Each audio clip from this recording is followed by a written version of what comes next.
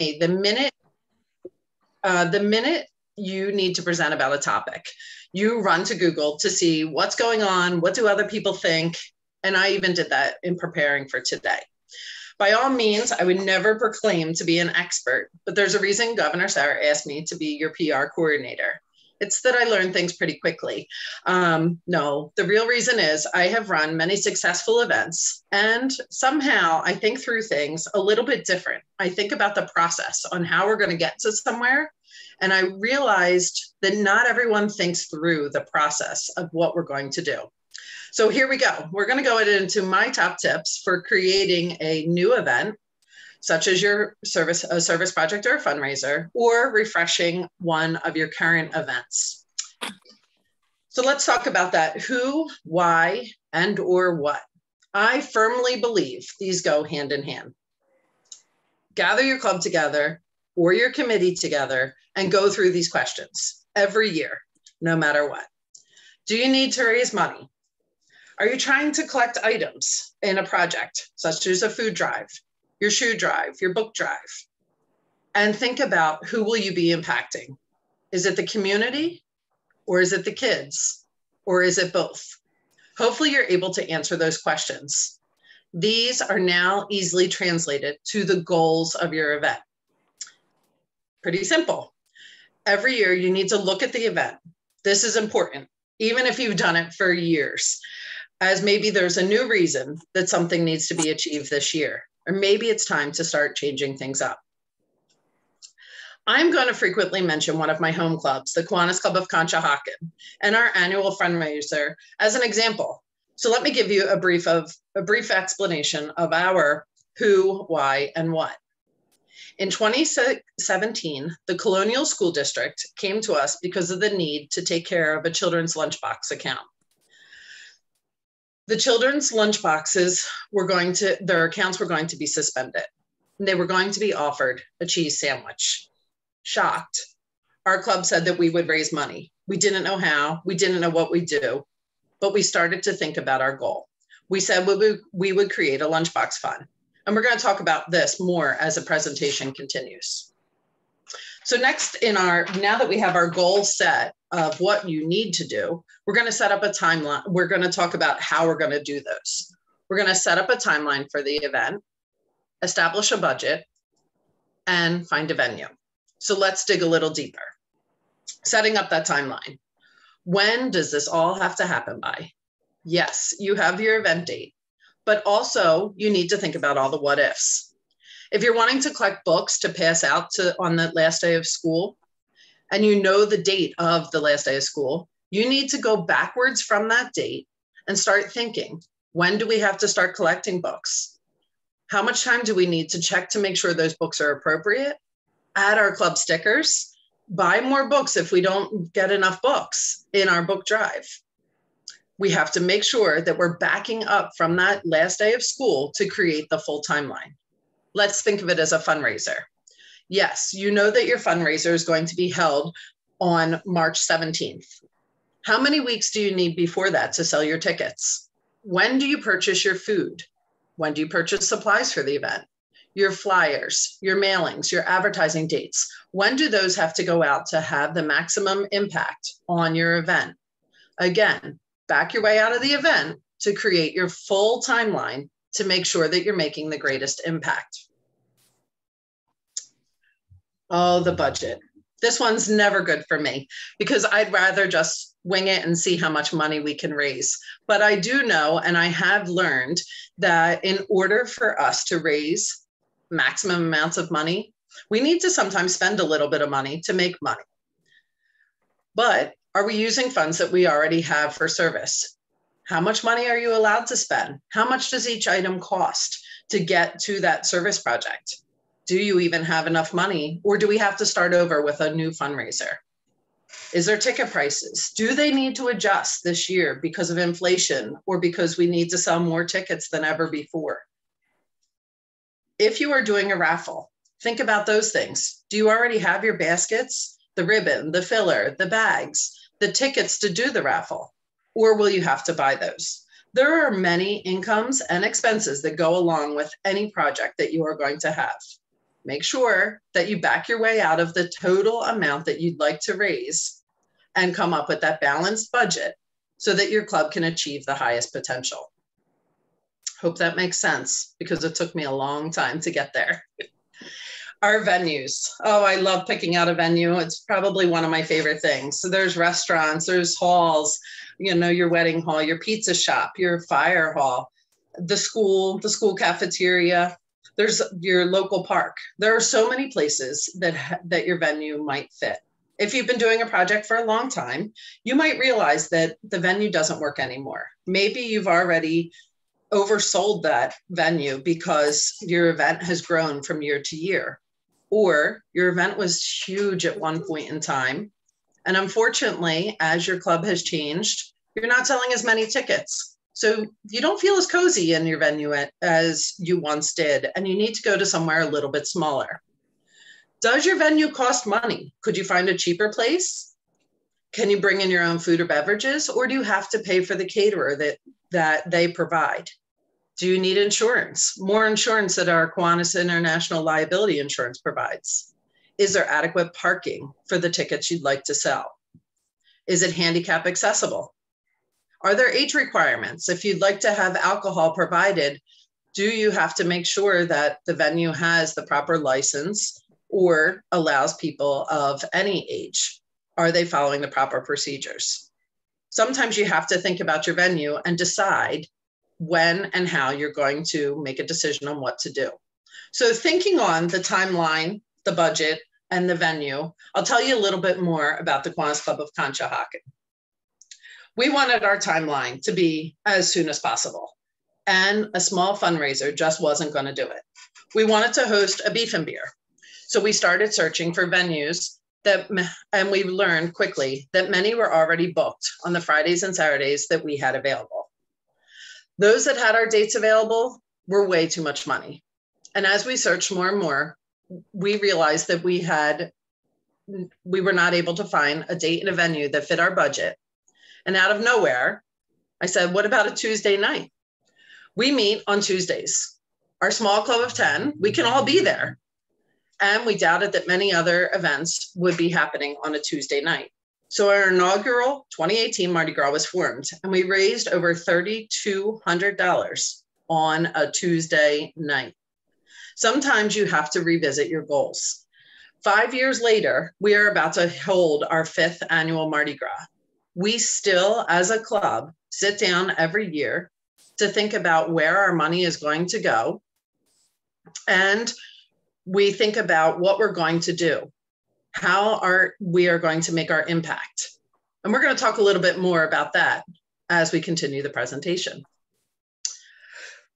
Partners, vendors, and our SLP. I won't spend a lot of time talking about the Kiwanis International Partners, as Partnership Coordinator Brian Root spoke about that back in November. And if you missed it, you can find that on the Kiwanis PA website, or you can always go on to Kiwanis International and search for who our partners are. But two of my favorites, if you're hosting that book drive, make sure you check out Scholastic Books. And if you're thinking about doing a project with playgrounds, check out Landscape Sculptures. Those are definitely partners that we need to lean on. How about our local partners, our service leadership programs, the restaurants in your community, the stores of your community, the businesses, the churches, and the schools. If you are hosting a book drive, a shoe drive, a food drive for your community, will they participate with you? Are they willing to put a box in their store, in their community, in their business, in their church? What are they going to do for you? How are you going to help them? How can the service leadership programs partner with you in making sure that your project is successful? What do you need from them? So that is the first thing you're going to need to think about when you want to partner with any of your vendors or your SLPs. What do you need from them? How can they help you achieve your goal? What will you do for them in return? And how will you approach these people? Will you have a meeting? Will you send a letter? Kiwanis Club of Conshohocken formed started a letter campaign, much like you see for any other events. This is our letter this year. It's been tweaked a few times over the course of time, but it tells us directly what we're asking from our business sponsors and partners and what we're going to do for them. We make sure that we tell those that donate the most amount of money that we are going to put them on Facebook numerous times. They're going to have lots of sign sponsors. They'll have tickets at the event. They can talk at our event if they would like to. You'll notice that this is very similar to what we do at district convention. If you've ever been part of a district convention planning committee, we try to make sure that we are taking care of those people in our community. Our letters change from time to time, such as last year when the pandemic hit. We decided to just send them a friendly letter and let them know we weren't asking for sponsors that year, but that we were purchasing gift cards to raffle off from their business because they were loyal sponsors. These are things that, little things that you can do along the way to make sure that you are partnering with people, letting them know what you're going to do for them and what you need from them. So let's start that marketing campaign now that we have our partners, vendors, and our SLPs. What are you going to use? Is it going to be our social media? Who is your target audience for your marketing campaign for your event? Sometimes Facebook is the best route. Other times it might be TikTok. Get your club to do a little dance. Other things that you can do for your marketing campaign: newspaper, the radio, flyers, patch.com, your club website, other websites in the community, even your church bulletin. If you're doing any of those things, you can always rely on the PR committee to help read your media alert and to make sure that those flyers and newspaper articles are branded properly. We would never want to see you go out into the community with improperly branded materials. You can create events on Facebook where you'll be able to find your event more frequently, or easier, sorry, not more frequently, but if you're looking at for an event, the top events, those that have the most attendees, local events that are coming up, this week events. So if you're having an event that you want other people to attend, create an event on Facebook and it will populate into other people's social media feeds. You can also use sites like Eventbrite. You can create the event on Eventbrite. Sometimes there is a service fee, but make sure you know what you want out of your marketing campaign. Feel free to always reach out to the PR committee for any of that marketing that you might need help with. So back to our Mardi Gras. In the beginning, we had our fun flyer here from 2018. And in our 5th year, we decided we needed a new target. We needed to think of things a little bit different. We're still at the same place. We're still doing the same things, but we're giving our why right in there now. It was something that we hadn't done previously. So we updated our flyers. Over time, we've noticed that the organization was handing out flyers that had the improper branding on it. That bird cage hit us square in the face. And so the following year, we made sure that that Kiwanis International logo was taken care of, presented in a different way. Over time, we've had paper tickets because we knew that some of the people coming to the event needed that piece of paper to bring to the event. You need to think about what is going to be best for your group, your organization, and switch it up if need be. Find ways to get into the local paper. We got to know very quickly Mary English from our Times Herald, and we told her what we were doing and how we were going to do it. And she has put an article in the paper for us a few times. So make sure that you're reaching out and letting them know what you're doing and why you're doing it. So now we're getting to event day. Event day, it is so important for you to wear your Kiwanis gear, have branded signage there for everyone to know that you are there and what you're doing. And have a plan to capture the new relationship that you have found with your attendees, visitors, and guests. So it is so important to have a plan of what you're going to do once they once they are there and what you want them to do in the future with you. Are you going to have invites there to invite them to your next event? Will you have a sign-up sheet to collect their email address? Where are you going to start sending them your newsletter? Do you invite them to your next club meeting? And I think it really depends on the project and the event that you're having. If it's someone who seems to be really engaged in what your end result is, then those are the people that you want to invite to become members of your club. So you would invite them to your next meeting. Other people, you just might want the email address so that you can let them know when your next event is. Over the course of time, we definitely have found out who we want to sell tickets to for our Mardi Gras every year. So let's see what we do on our event day. We definitely wear our Kiwanis gear. Last year, we made sure, thanks to one of our club members, Karen Sears, who I believe is on the call this evening, she got us all Kids Need Kiwanis masks so that we would all have them there at Mardi Gras. We brought our banner to the event. Every year our banner is there. Last year it was a little bit different, so this picture is from a few years back. Our banner is there so that people know what we're doing and why we're doing it. And we even have a plan to capture the new relationships that we form with the winners of our projects, the winners of our baskets, the donors, and our guests. So we do have, in many of our baskets, we put the Kiwanis Fun and Why Join Kiwanis. These were provided to us by the Robs many years ago. Bob and Judy Robb provided us many of these cards, and we have run out of them. So we're going to have to purchase some more. Kiwanis International was giving them out for a long time, and then the Robs provided them as well. But these were something that we put in each of our baskets each year so that so we're not capturing their information, but they have a way to contact us. And then in the upper right-hand corner, we always have out a little takeaway slip of who we are, when our next meetings and service projects are going to be. Usually Karen is sitting, so this picture is from last year. Usually one of the members, Karen, is sitting at the door and she takes down email addresses or who did you get your ticket from? And she engages people in those conversations.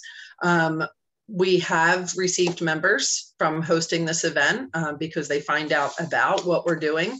So it is important to go back to your original letter and make sure that you follow through with all the thank yous throughout the events and the sponsors.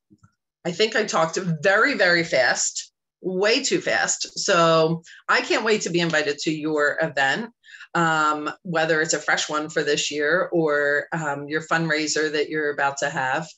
I can open this up to any questions you might have about either our event or planning events. And I don't know how I missed a slide somewhere, but I did list out those top tips as pieces, and I will make sure that they go out to each of you who attended this evening.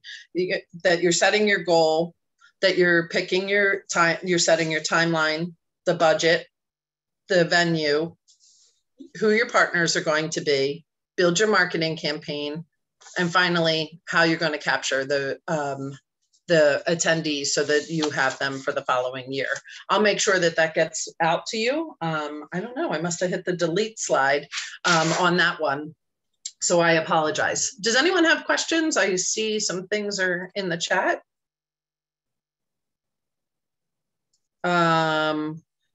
So one of the questions that had popped up earlier privately to me was if someone needs the certificate of insurance that I mentioned when we talked about the venue, how do you go about getting that?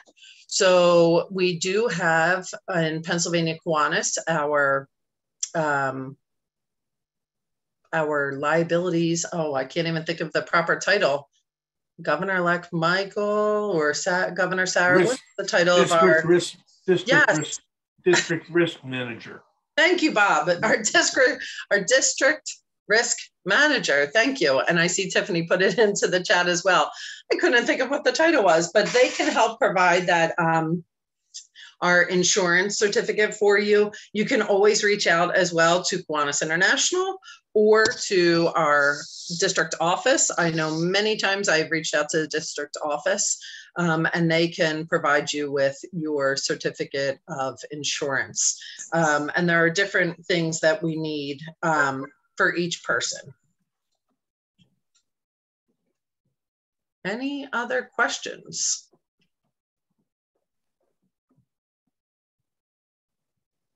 Anyone want to share about an event that needs a little boost and maybe we can help give you some advice?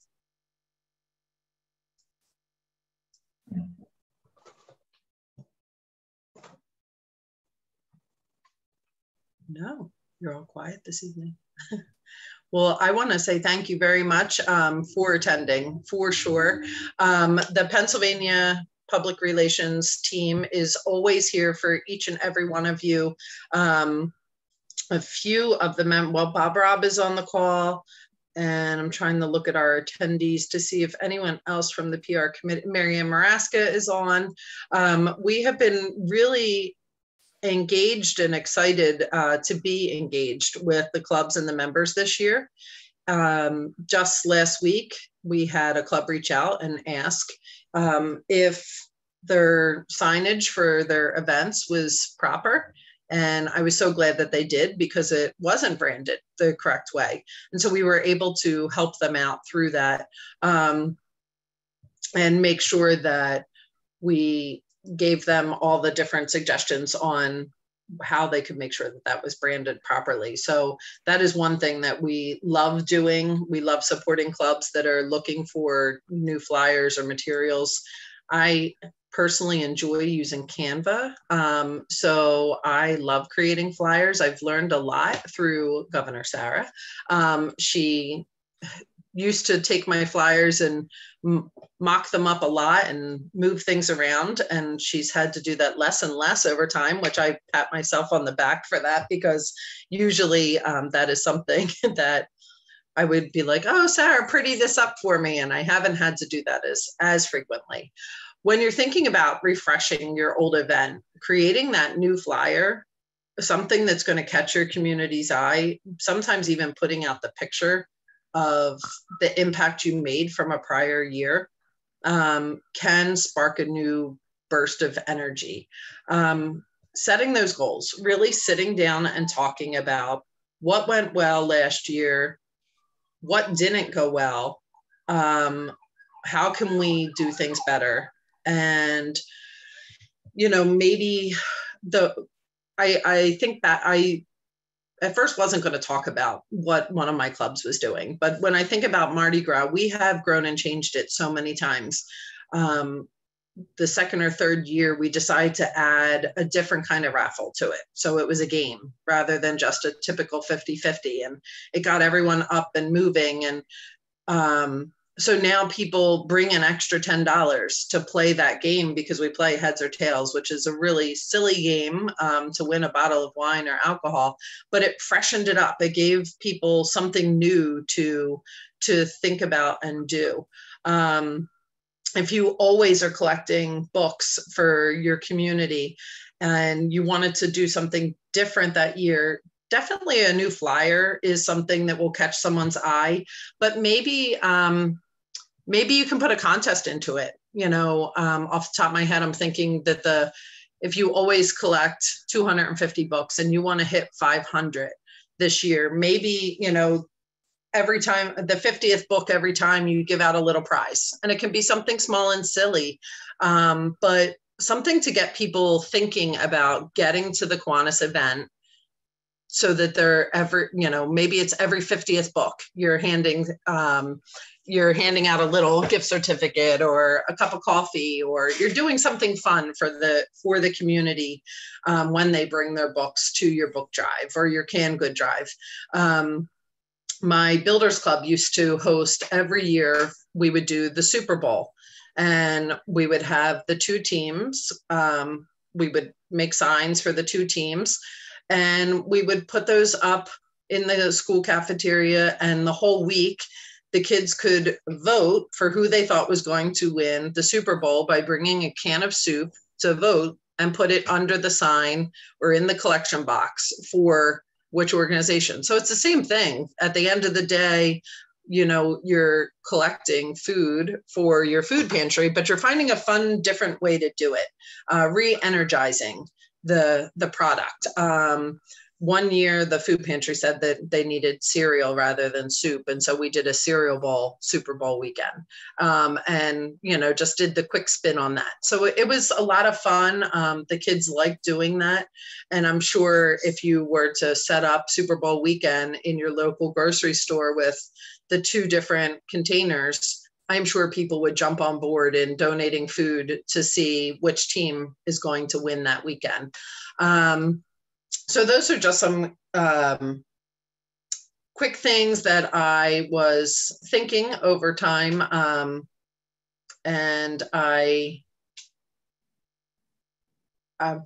Rob, you should jump out and say these things. You're part of the committee, Bob.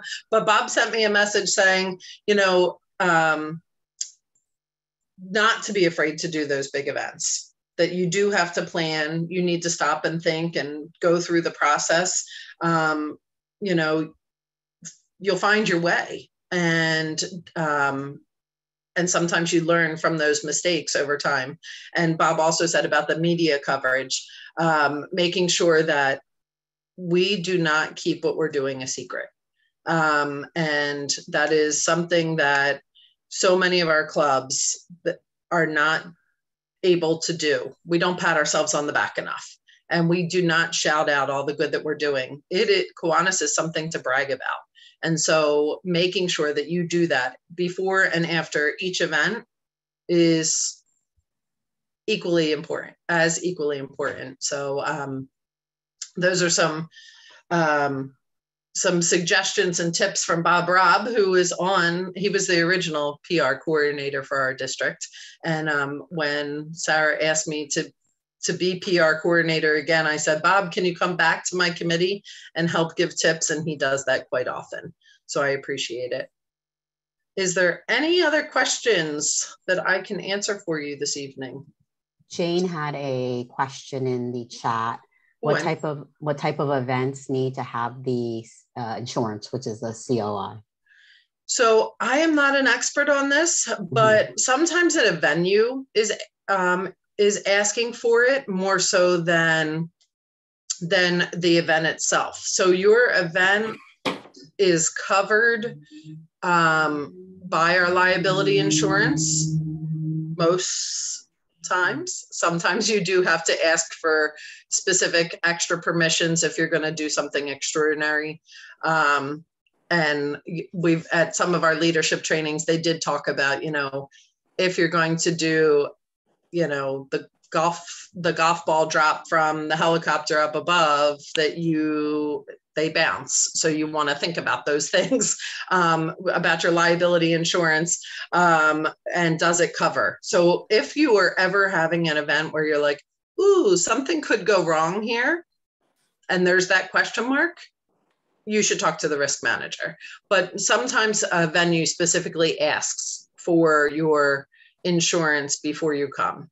And not always, but some do. And so that is where you would get it.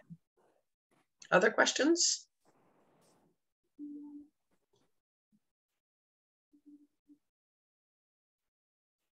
No.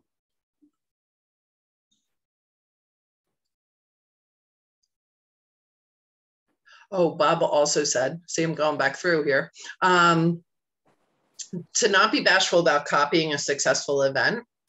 Just don't compete with them. So I don't mind if some other Kiwanis club on the other side of the state wants to do Mardi Gras. But if my neighboring Kiwanis club decides to do Mardi Gras on Fat Tuesday, I would probably be pretty upset with them. Or if the Rotary started doing it on the same day, I would probably be pretty upset. But if someone in a different district or a different club that's in a different region, or even the other side of town where you're not competing, copying the event is a good idea. And sometimes that's how the sparks happen. I know that Governor Sauer was partnering with the South Philly Club on the laundromat project for so long, and it took off. And clubs all over are doing exactly that. So it's okay to borrow that kind of a project. Everyone should be borrowing it and going with it. Just as Bob said, don't make sure you're not competing. Bob, did you have something to interject there?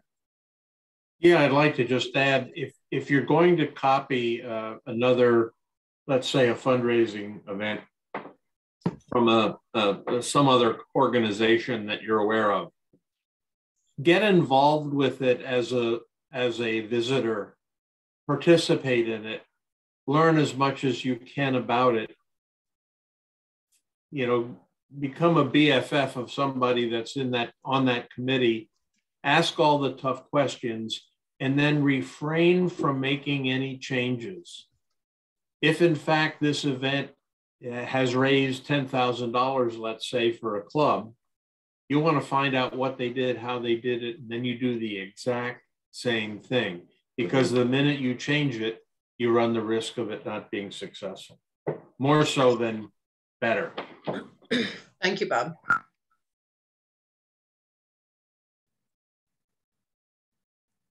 It looks like, Barb, you have a question.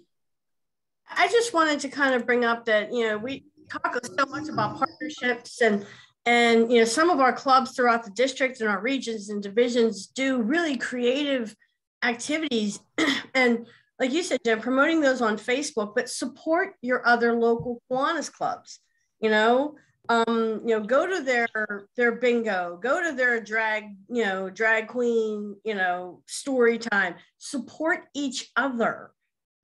And you don't have to recreate the wheel. And you might get a great idea. Say, okay, well, maybe we're not going to do Mardi Gras, but you know what? Maybe we're going to do Arbor Day. You know, we're going to plant tree. But again, you kind of don't be afraid to kind of branch out, but support each other. I cannot stress that enough. Cannot stress it enough. Thank you, Barb. Any other questions for Jen? All right. Well, I want to thank Jen for presenting this evening. We will have the slides, and this is recorded, so it will be on pakiwanis.org in the next day or two, in case you guys want to review it or pass it along to anyone from your clubs that are not here. So, and if you have questions around the certificate of insurance, definitely Kevin Thomas at the district office would be at least your first point of contact. And then Sam Mahaffey, which is our district risk management chair. All the information and contact info is at pakiwanis.org.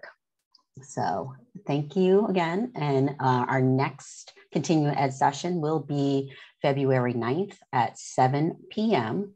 And we will have Emily Reed speak about our new district service project, Reading Across Pennsylvania, as well as talk a little bit more about the fourth learning guide. Some of you guys know about that, so she'll go into that a little bit more.